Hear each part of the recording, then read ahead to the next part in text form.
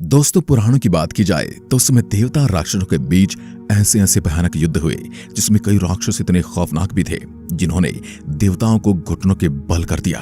प्राचीन काल में राक्षस अपनी तपस्याओं के बल पर देवताओं से ऐसी ऐसी शक्तियां प्राप्त कर लेते जिनका सामना खुद भगवान भी नहीं कर पाते। उन्हीं से वरदान प्राप्त कर पूरी सृष्टि पर भय और आतंक फैलाते थे। ऐसे ही एक घटना से आज हम आपको परिचित करवाएंगे जिसने देवताओं को स्वर्ग से बाहर करने पर मजबूर कर दिया, यहां तक कि उन्हें अपनी जान बचाने के लिए युद्ध भूमि से भागना पड़ा था। और उस समय ऐसा क्या हुआ था जिसके कारण माता पार्वती को महादेव पर पैर रखना पड़ा था?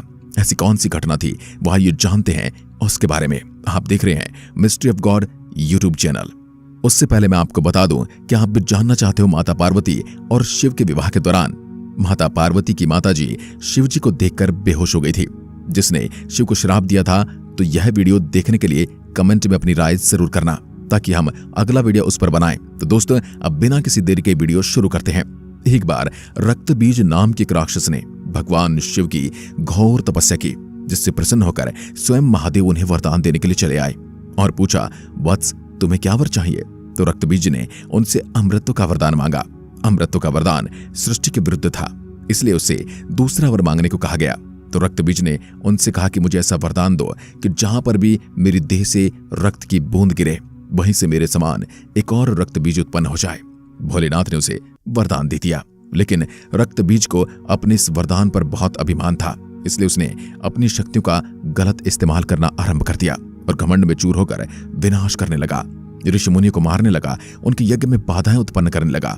वह किसी के भी सामने युद्ध के लिए उतर जाता। उसने अपना आतंक इतना ज्यादा फैला दिया था कि देवता भी अब कांपने लगे थे। अब रक्तबीज का सामना करने वाला कोई नहीं बचा, तो उसने अब देवताओं को युद्ध के लिए ललकारा। अगर देवता उनसे युद्ध नहीं करते तो उनको स्वर्ग लोक छोड़कर जाना पड़ता। इसलिए देवता रक्तबीज से लड़ने के लिए युद्ध भूमि में चले आए और उनके बीच युद्ध शुरू हो गया।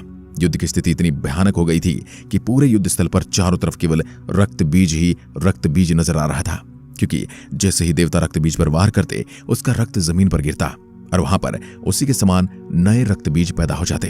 और अब राक्षसों की सेना देवताओं से कई गुना ज्यादा बड़ी हो गई थी, जिसके कारण देवताओं को वहां से भागना पड़ा, क्योंकि वहां उनकी हार पूरी तरह से तय थी। सभी घबराए हुए देवता मां दुर्गा के पास पहुंचे और अपने प्राणों की रक्षा की भीख मांगने लगे।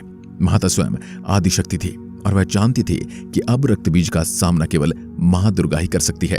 उनके प्राणों को वही बचा सकती हैं।